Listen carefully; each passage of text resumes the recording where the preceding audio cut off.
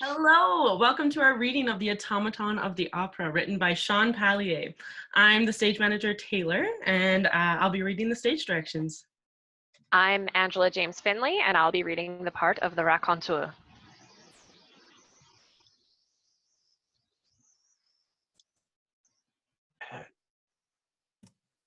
Well, that's a nice picture. I believe we're looking for Master Douling. Yes. Oh, I'm sorry. I'm Ian Horobin, and I'm playing Master Douling. Hey everybody, my name's Ian Hanson. I'll be playing Melton. Hello, I'm Sarah Kate, and I am playing Mrs. Dratt. Hi, I'm Brayden O'Boyle. I'll be playing Head Doctor. Hello, I'm Angela Redding, and I will be playing the jailer. I'm Dale Wilson, and I'm playing, who am I playing? Oh, I'm playing the butcher. All right. First scene. Oh, Dratt. The stage is permanently set with basic representations of 3 locations upstage. Melton's family shack, Master Douling's conservatory, which has a window, Master Douling's workshop. The entire dance stage will be used for outdoors and other locations. This is a story that occurred in Aude Town, a name most apt for a place such as this. Master Douling was at the workbench, staring at another carcass. Sometimes it was a beast he or someone in his hire had found on the cobblestone road. Sometimes 'twas a thing that would be flying by that would get caught up in one of the servants' traps. Sometimes it would be nothing more than a donation from the body mill at the top of the hill. But this time, it was Mrs. Dratt. Melton, his servant, had fled into the cover of night. He's gone too far this time. He hissed under his breath. For as long as Melton could remember, he had been in the employ of Master Douling, who had the highest passion for art in all the town. It was Melton's job to help make the Master Douling's visions come to fruition. These implausible works came from the mind of his master, and he was there to help make them come to life, if you can call it that. While Master Douling was certainly able to be quick and nimble-fingered, he was quite measured and meticulous, meaning he usually took his time, so someone like Melton became necessary to do the menial work. Ever since the master was a child, he had an aptitude for ingenuity. Sometimes his creations were astounding. My mother has been no more for long enough, and in the ground for too long. Therefore, I have attached her skeleton the wings of an albatross, so she can fly to heaven. Now, on with the grinding to lighten her bones. Melton! Other times, his design left something to be desired.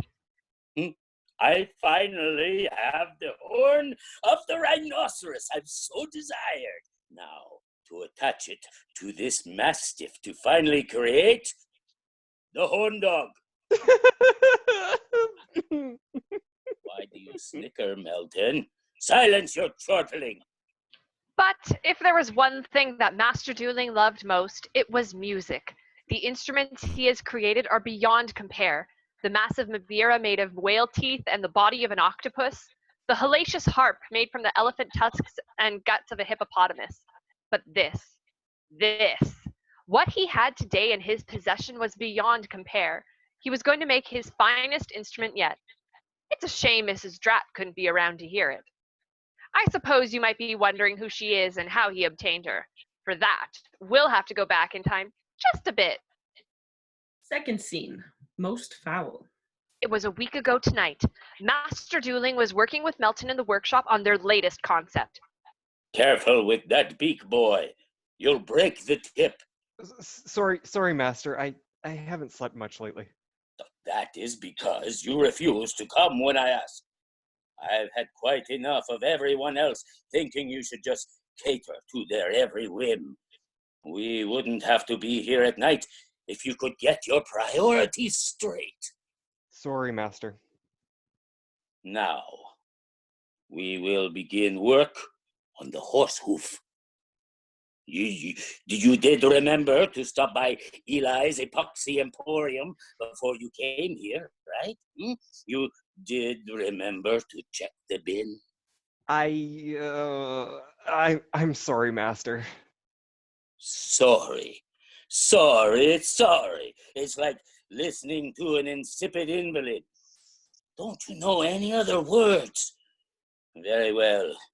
I can make do conceptually for the moment. After all, we still have the donkey. I just didn't want to disassemble him quite yet. I will think of a suitable punishment for you when I'm not so angry. Oh, thank you, Master. Oh, it won't happen again. What a silly thing to say. Don't make promises you can't keep. Forget the hoof for now. It will be the beak we work on tonight. I will need your steadiest hand and your highest level of concentration.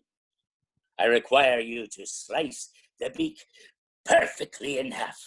If you're wondering why, don't. It's unbecoming of you to have thoughts that are above your station.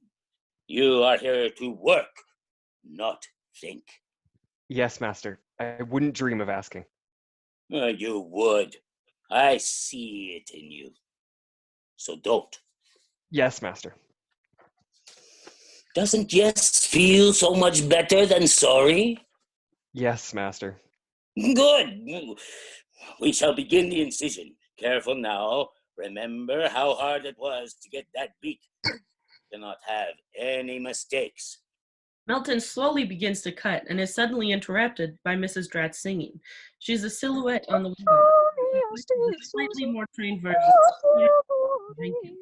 Melton immediately changes, fumbling and dropping. It breaks. Oh, curse that cur! Mrs. Dratt and Master Douling lived next door to each other. Perhaps there was a time when they were in love, perhaps not. Love may be too robust a word to use to describe what they shared. But they did share one thing for sure, music. It was music that first drew them together, and then it was music that tore them apart. The moment the beak hit the floor, Melton saw something in the face of his master that he had never seen before. Had he seen anger? Yes. Had he seen hate? Yes. Had he seen cruelty? Yes. But not this. There was something behind Master Douling's gaze that was most unsettling, most unwholesome, most vicious. It would seem Mrs. Dratt had finally crooned her last quaver. Today is the day that this must stop. Don't move a muscle, boy, until I come back. And with that, Master Douling grabbed the scalpel and stormed out of the workshop. What happened next was going to change the project that Melton was working on quite abruptly. We hear Mrs. Dratt singing and see her silhouette. We see Master Douling's silhouette suddenly appear in the window. Just as she gets to the kindness, Master Douling viciously slashes 3 times to the rhythm of the song. Master Douling's struggle can be seen as a silhouette in the window. Procuring Mrs. Dratt was not something Master Douling was able to do with ease. At first, he tried dragging her, but it was no good. He thought if he could perhaps get her on his back, he could slowly make his return to the workshop, but he collapsed under her corpse. The master searched his immense brain for a solution, and then it hit him. If he could only roll her to the front stoop, go to the shed by the workshop, get the wagon, and then flop her onto it just so, he'd be able to wheel her back. Maybe not comfortably, but she certainly wouldn't complain. Before the master returned, a sudden, awful thought came to Melton. Surely, when no one can hear Mrs. Dratt singing anymore, the doctor will come check on her, and when they discover she is gone, they'll come looking. Well, when they discover what Master Douling has done, and perhaps what I will have to do, it'll be the jailer coming for us next. Oh, but maybe, just maybe I won't do anything. It was the master who did this with his own hand. Oh, this is very, very wrong. I must call. You must call what, boy? Oh, master, I must call you to come into the workshop to find out what I do next. But never mind that. You have returned, so that won't be necessary. I have brought the shell of my next masterpiece back. Melton, my boy, do you believe I can finally help her become the virtuoso she always wanted to be. We shall start immediately. Immediately? Immediately! Third scene, Prometheus, he is not. The sight of Mrs. Dratt was a horror to behold. Her face stretched in a note eternal, a note she would never hear again. It was up to Master Douling to make her sing once more, and sing once more she would. Melton knew he could never be part of such an atrocity. He stood, frozen, numb, not moving a muscle, as the master began his next masterpiece. First, I shall need room for the bellows. Her belly seems like a very appropriate place. Melton, bring me the baker's bellows that I bought from the cake maker. I may have been planning this for a while. But Melton stood still. He was a statue, eyes turned away, vacant. What's the matter, boy? Can't stand the smell? Here, put a rag over your face and get moving. I can't, Master. It would seem I've suddenly grown very tired, and I'm afraid I might collapse or be sick, or I must rest. I'm so very, very sorry, Master. Moving slowly towards Melton. Poor boy. It's your father, isn't it? Does that prattling idiot need you to wipe his nose, clean his teeth, dress him for bed? Is that it, Melton? Yes, Master. He really is a handful. Handful? A handful? Like father, like son. I suggest you get out of my sight, you useless imp. I don't want to see you again until the sun comes up, and not a moment after. Do you hear me? Not a second after, Master. Melton scrambled into the streets. He ran towards his father's hovel, stumbling down the dark lanes, nearly tripping on every cobblestone, his heart racing, his mind fumbling for the answer. I cannot be complicit for another minute. I must tell someone, but who? Who would be up at such an hour that could help me with something like this? Oh, the jailer! She never leaves the jail, and she hardly ever sleeps. She'll know what to do. She'll free me of what I know, and then I can be at peace. Oh, I will find her straight away. So, it was off to the jailer. In the darkest corner of Oddtown, he would knock on the thick door so he could report the misdeeds of his master at once. I do hope she believes me. I will have to be confident. I will have to be certain. Okay, there can be no doubt on my face or in my mind. I can do this. I can. Melton's shaky hand clutched the large brass knocker. It was in the shape of a ring of keys. They all clanked and clattered as he knocked 3 times to summon the jailer. The door opened. Fourth scene, jailer, bring me justice. The creak of the hinges was deliberate, methodical, and deafening. There stood the jailer, silent, expressionless. Excuse me, I hope I didn't wake you. Melton knew full well that he did not. The jailer put up her finger, and then she spoke. This must be something of the utmost importance for you to come at such an hour. To what do I owe this visit? A crime has been committed! Melton blurted like a frenzied nanny goat. The exclamation was so severe it nearly knocked the jailer off her feet. Yes, but what crime, you shuddering simian? Melton had to gather himself in a hurry. It could not be clearer that he was already testing the limits of the jailer's patience. Melton took a deep breath. Murder. Oh, perhaps the most serious crime of them all. Where is the body? Surely you have reported the death to the doctor and had it confirmed. Melton was flummoxed. He had never had to report a murder before and was unfamiliar with the process as set out by Oddtown. I never... No, I did not. Of course you haven't. You have wasted my time without an examination determining cause of death and a death certificate. How am I supposed to lock anyone up for the crime of Murder without a body and a guilty party. Are you suggesting that I am to simply throw someone behind bars because a braying buffoon in a potato sack has come to my door and shouted that he may have seen a slaying? Is that what you think? That was precisely what Melton thought. Of course not! So where are you going? To the doctor? And what are you asking him?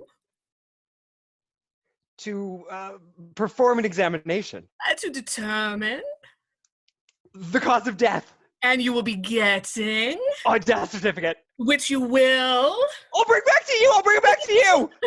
And you will also bring me? The body! Oh, with great difficulty. Or perhaps I can bring you to the body?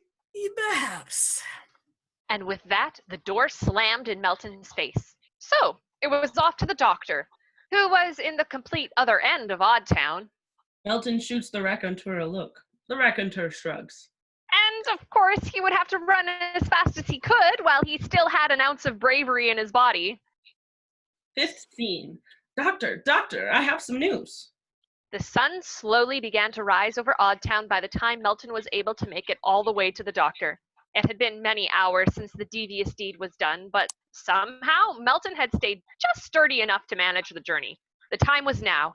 He picked up the rod of Acephalus that sat next to the doctor's gate and used it to rap on the door just as the doctor requested of all who came with an urgent request. Go away. But the rod. This is a serious event I'm here to report. Well, is somebody dying? Someone is dead. Oh, well, then it is hardly a pressing matter. If they're already dead, I doubt I can make any improvements to their condition, yeah? You want the Resurrector's roundhouse. I'm telling you, this is significant. The woman who is dead was murdered. Well, then tell the jailer. She said I need you to perform an examination and issue the death certificate before she can make an arrest. Please, sir, I've come very far and I've been up all night. She said that, eh? Okay. Well, what woman are you talking about? Mrs. Dratt. She was still alive? The last time she came in for an appointment, I told her to cut back on cake and wine or she'd be dead in 5 years. That was at least 10 years ago. Are you sure she was murdered? Yes! You don't need to shout. Look, I begin my work after the first cock's crow, and I don't commence until then. But, sir... But nothing! And then suddenly... The sound of a rooster crowing loudly. Good morning! 6th scene. What he did in the shadow of night. The doctor and Melton sauntered down the road toward Master Dooling's dwelling so that corpus delicti could be established. The doctor was as fresh as a daisy, and Melton was as rotten as a blackened banana, but determined as an ox.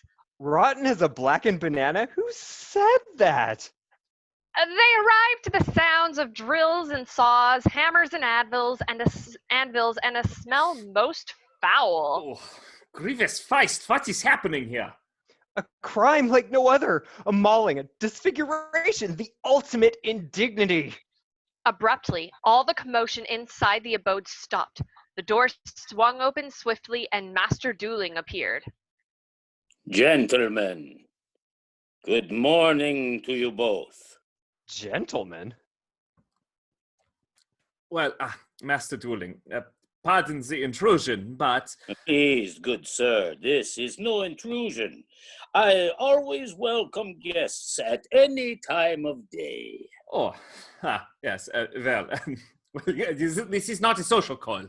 Oh, well, that is a shame.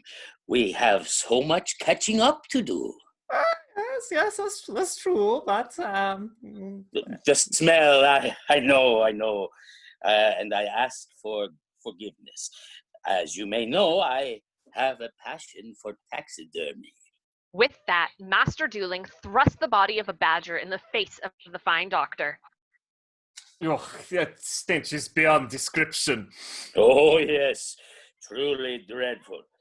I'm unsure what kind of stink badger it is, unfortunately, but it smells like the body of a portly lady, doesn't it? Lady?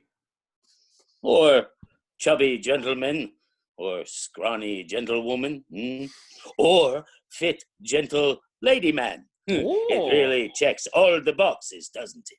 It truly does. Oh. Indubitably.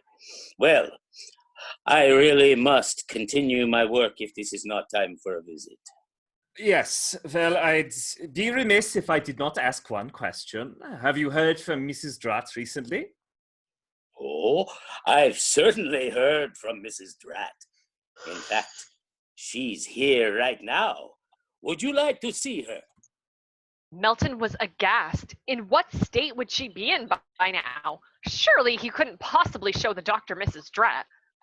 She's in the conservatory, working on her latest aria. Come, let's have a listen. The trio made their way into the room, Melton's heart racing.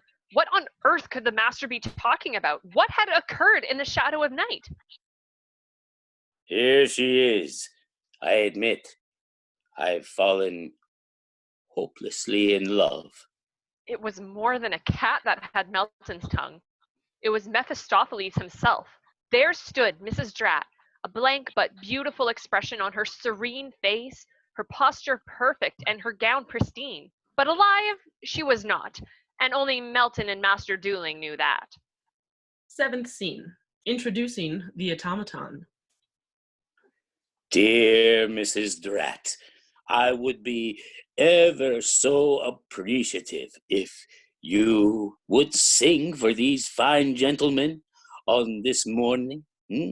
They must hear you, my enchanting nightingale. But Mrs. Dratt said nothing. She's shy, but she mustn't be. A talent like hers must be heard. My love, would it help if I left? I know you think, given my prominence, that my disapproval may be too much to bear, but I assure you, I do not frown on your complete brilliance. But Mrs. Dratt stayed soundless. Your silence speaks volumes, my dearest. I shall retire to my workshop, then you will be free to express yourself without fear of my impeccable judgment. I only hope that you believe me. I know our love is newfangled and mysterious, but I assure you, I believe you are a masterpiece. Master Douling backed out of the conservatory, his hand reaching for Mrs. Dratt's heart in a devoted, fervent expression of love. As soon as he was out of sight, he ran like he was young again, with a furious pace to his workshop, as the magic needed a little help from him to begin. This was his work of genius. Mrs. Dratt, deceased, but full of life. How was it possible?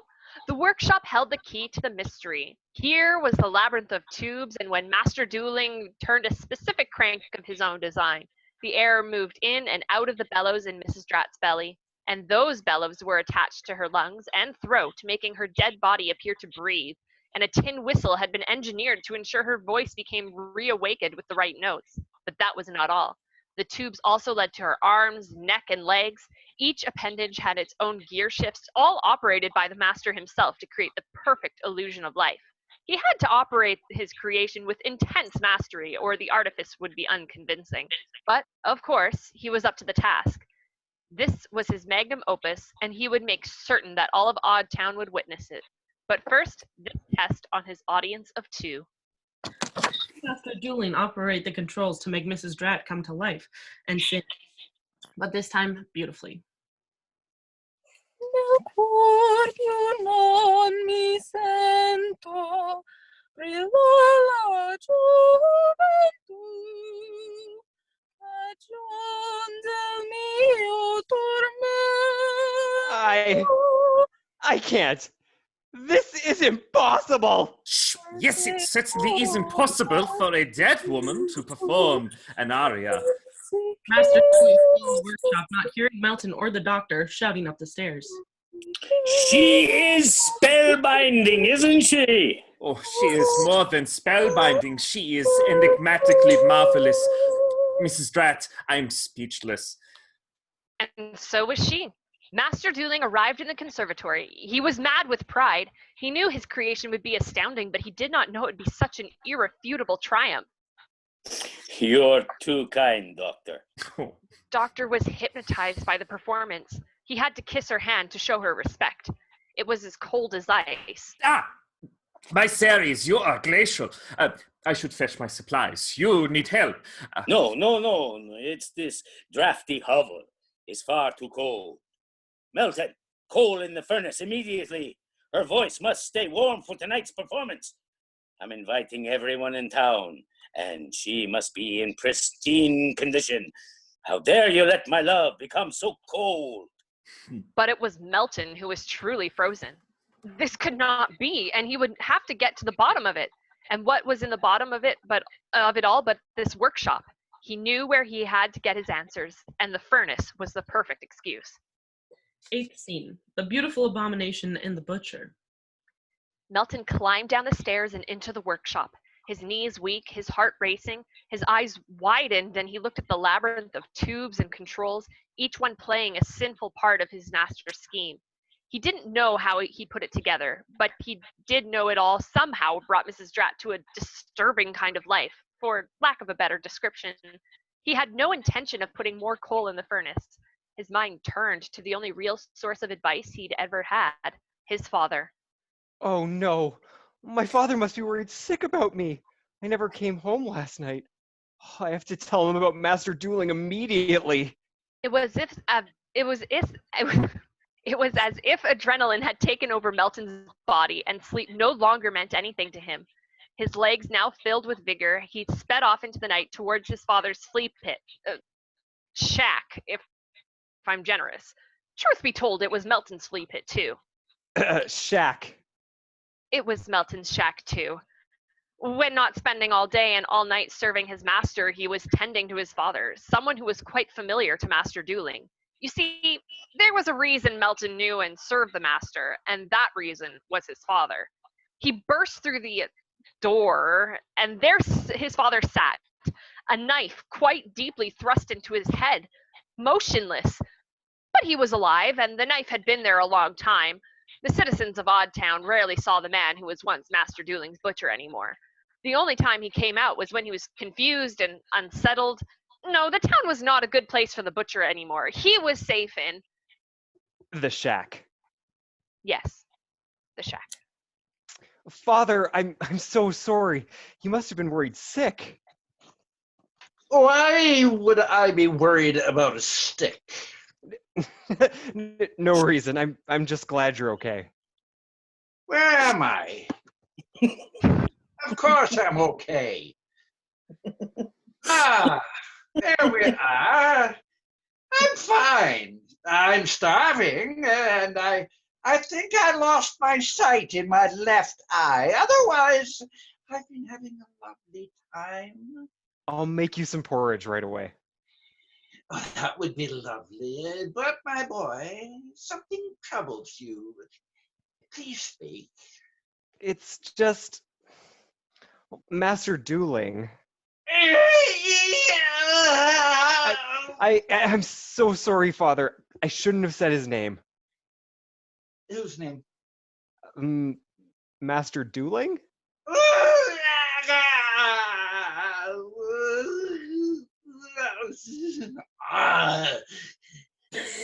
This was going to be a long morning. 9th scene. What the butcher thought. Melton knew that confiding in the butcher may be fruitless, but he had to go through the events out loud so he could relieve the pressure in his brain.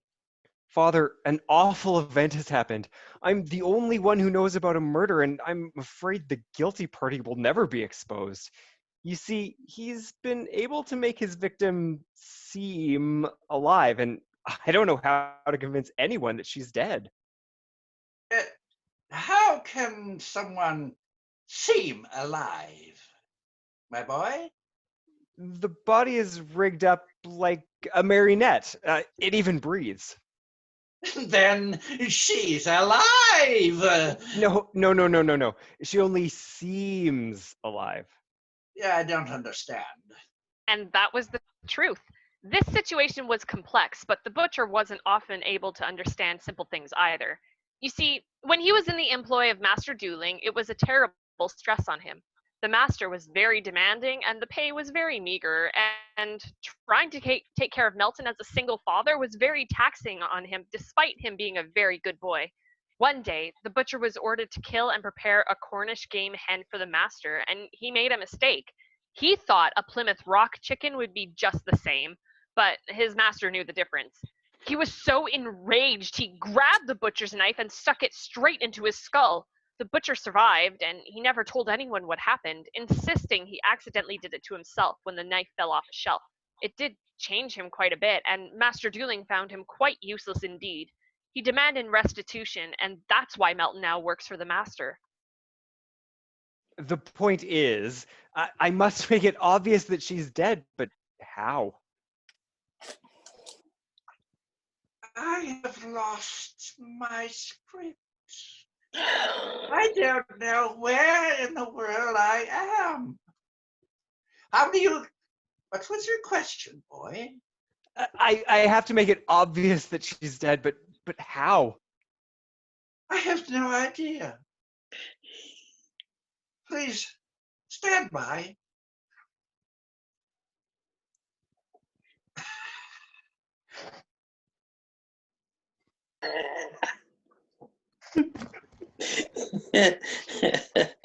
I hope it isn't who I think it is, because if it's who I think it is, do not pursue this any further. He is dangerous, and it's not worth losing you, my boy.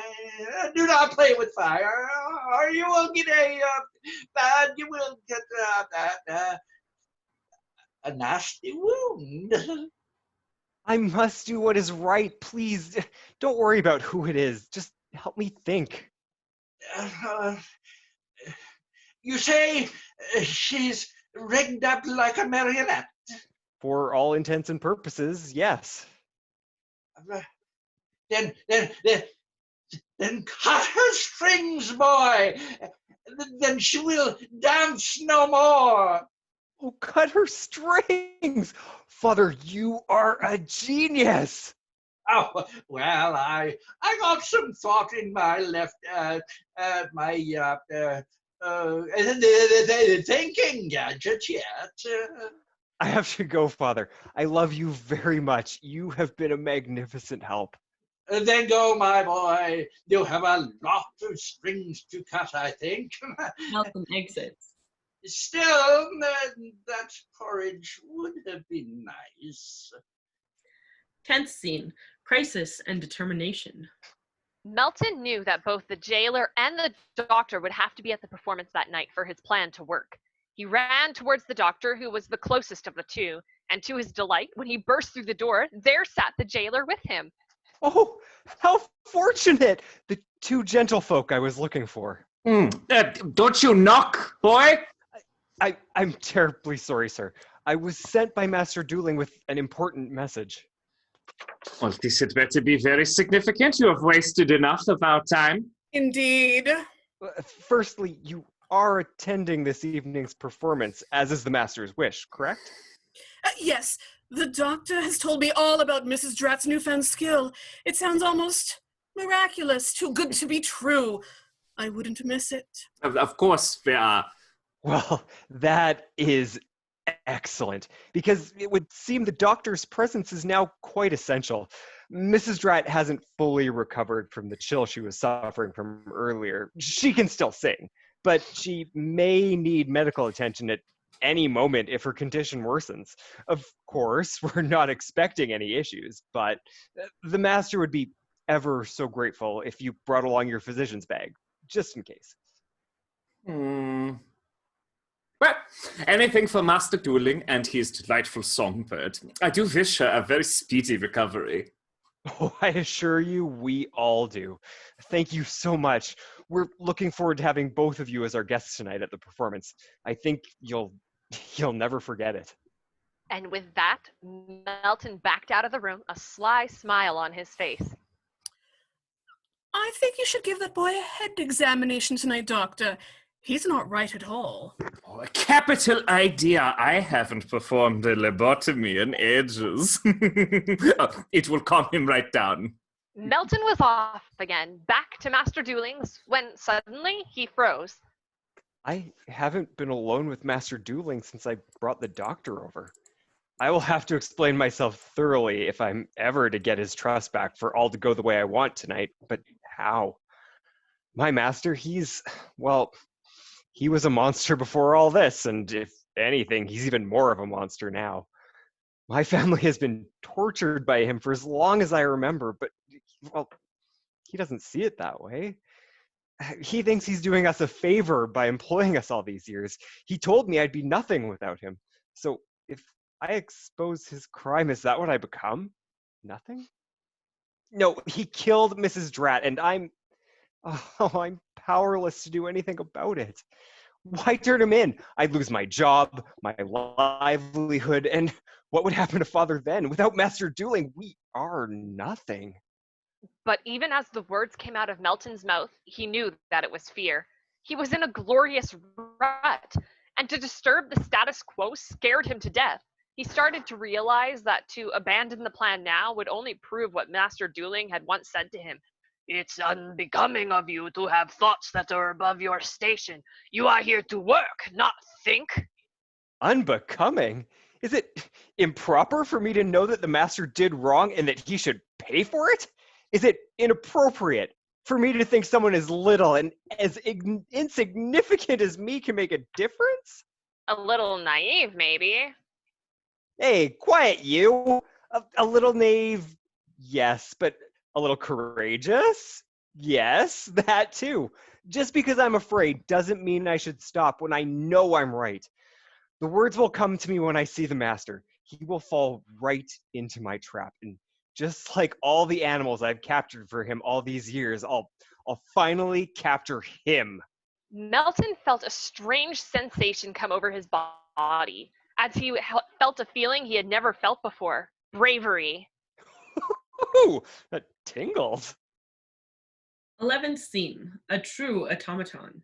Melton went back to Master Dooling's with great poise. He knew he would be interrogated.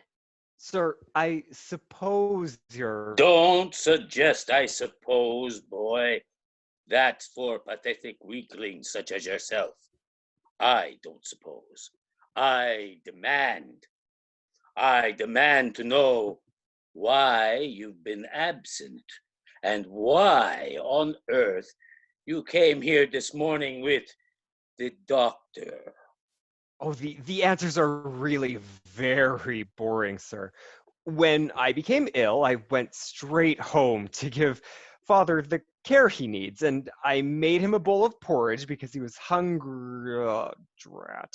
It finally occurred to Melton that he had forgotten the bowl of porridge. What on earth is wrong with you, boy? Oh, not a thing, sir. I realized I left the stove burning, but the wood is long since spent, and Father's burns always heal quite readily, so I really have nothing to fear. Well, I made him the porridge, and then I became lightheaded and unintentionally fell asleep. When I woke up to the cock's crow, I realized how upset you'd be at my absence and ran straight away to assist you. And as I approached, I saw the doctor almost at your door, so I caught up to him just as he arrived. What made you think I needed so many details for a story so exceedingly tedious? Well, I just assumed you'd be wondering why... You want to know what I was doing with my mind instead of supposing, assuming, and wondering while you were gone. I was inventing, innovating, improving. My creation was beautiful when you last saw it, but it was not perfect. So, I have made significant improvements for tonight's performance. I enjoyed doing the dance I had to do to make Mrs. Dratt move and sing. It made me feel more alive than I felt for years. But what is it all for if I can't witness it for myself? No, that was never going to do at all. Mrs. Dratt would have to operate without my help for me to see my genius firsthand. This lever right here, boy, this lever right here in the conservatory has created the world's largest wind-up toy. This foot pedal has several positions for several songs, causing several mainsprings that are now attached in the workshop to constrict, powering her to sing several tunes of my own design. This lever is attached to a ratchet which twists the mainspring of the choice tighter. Then the force of that mainspring turns the many clockwork gears that I also mounted in the workshop until the stored energy is used up just as the song ends, bringing her gently to rest and bow as the performance ends. I have created life, Melton. Do you know how that feels? No, sir. Of course you don't. I want to take every chair, every stool, and every stump from every corner and put it in the conservatory for everyone in town to sit and see. Tonight will be a night I don't want anyone to miss. Do I make myself clear? Very clear, sir. I will make sure everyone sees what happened tonight, and I'll do anything it takes to make sure everyone attends. 12th scene. The guests arrive. A curtain draped over Mrs. Dratt hides her from view. That night, the scene was set. There was a place for every inhabitant of Aude Town to sit in the conservatory and witness the recital of a lifetime. However, Melton only truly cared about two guests, the doctor and the jailer. What? Not me? Father? Oh, you came! Of course. I wouldn't miss it for the world. Where am I exactly? Master Douling's father. I'm terribly sorry, Father. I didn't know you were invited. Invited to what? Tonight's performance by Mrs. Dratt. Oh, I see. No, thank you. I'll just wait here until it's done. But if you wait here, you'll see the whole performance anyway. Oh, great. I wouldn't miss it for the world. Excellent. Enjoy! It was just then that the jailer and the doctor arrived together. Oh, gentlefolk, welcome! What a fortunate time to arrive. You will get the best seats in the house. Oh, fantastic. We have been looking forward to this all day. I do love the opera. It's been so long since I've been to a proper performance. I hope to be overwhelmed tonight by her talent, if all of what I hear is accurate. Oh, you will be astounded, but I hope you don't become speechless. Why not? Well, I want you to sing praises of her brilliance into the night. She must get exposure if she's going to be discovered. Yes, indeed. Although it would be lovely if Aude Town could keep her, it would be nice to have some culture around here. Everything is so dreary. Oh, I assure you, her voice is quite the cure for the tedium that is our town. No, don't build her up too much. I'll be disappointed if I'm not dumbfounded. The lights in the conservatory suddenly began to dim. Other guests hurriedly made their way into the room. Lastly, in strode Master Douling, as proud as a peacock. He slowly made his way to where Mrs. Dratt sat, and he revealed his creation to the crowd. 13th scene. The Alpha and the Omega. Master Douling reveals Mrs. Dratt dramatically. Behold, the debut performance of a chanteuse of unequaled talent, a soloist like no other before her. You are the privileged few that have the honor of witnessing this beyond enchanting event. Before these last 2 days, I was ignorant. I was a fool not to recognize Mrs. Dratt for the true virtuoso that she is. I kept my distance, judging her on her rehearsals, not grasping how senseless that was. I admit, I did approach her home to reprimand her, but instead, I discovered her. She wouldn't have never come to light like this had it not been for me insisting she share her voice. Isn't it ironic that she has so much singing to share, but so little to say? He kisses her hand. And now, without further ado, Mrs. Dratt will perform a piece of her own picking, and even I will be enchanted and surprised with her choice. Little did he know that was the cue for Mrs. Dratt and for Melton too. He watched as his master slyly slithered over his controls, selecting the song with his foot, and gently, quietly pulled the lever to start his cadaverous but beautiful pageant. Mrs. Dratt comes to life slowly and begins to sing. Melton slid down his seat, disappearing in the sea of spectators' feet, and he made his way to the workshop. This was his moment to be altruistic, to rise above fear, to reveal the misconduct of his master. Oh, just as father said, cut the strings, boy. Then she will dance no more.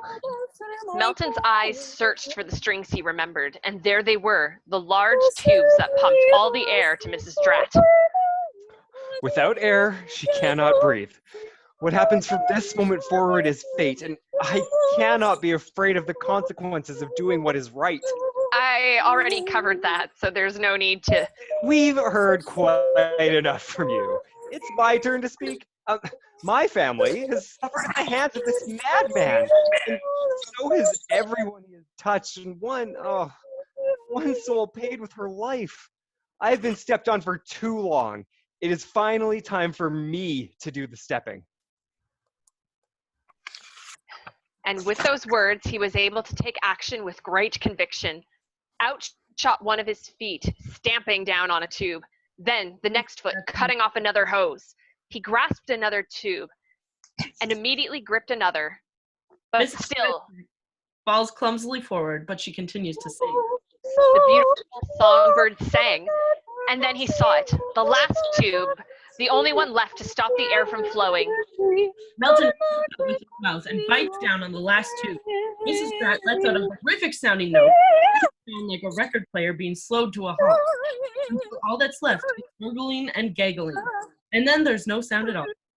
Mrs. Dratt looks like a collapsed marionette. Yeah, my stars in all the heavens. Clear the way. Let me see her at once.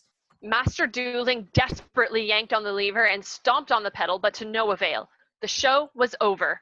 He tried to race to his creation to ensure the doctor would not discover his indiscretions. Keep your distance, good sir, please. Let the doctor save your beloved. Melton tore the tubes free from the machines with his arms, feet, and teeth. He had to make sure she would not move again. How do I do that with my feet? You're a clever boy. You'll figure something out. Melton fumbles with the tubes until they are all ripped out. Melton scrambled back up the stairs and saw his master restrained. Doctor, pull back her collar. Look at her throat. That is a great idea, boy. Something might be blocking her from breathing. But the doctor didn't see a blockage. He saw 3 slashes that were the deed of Master Douling. They were hidden until now, but the wounds and Master Douling could hide no more. You insolent child! How dare you!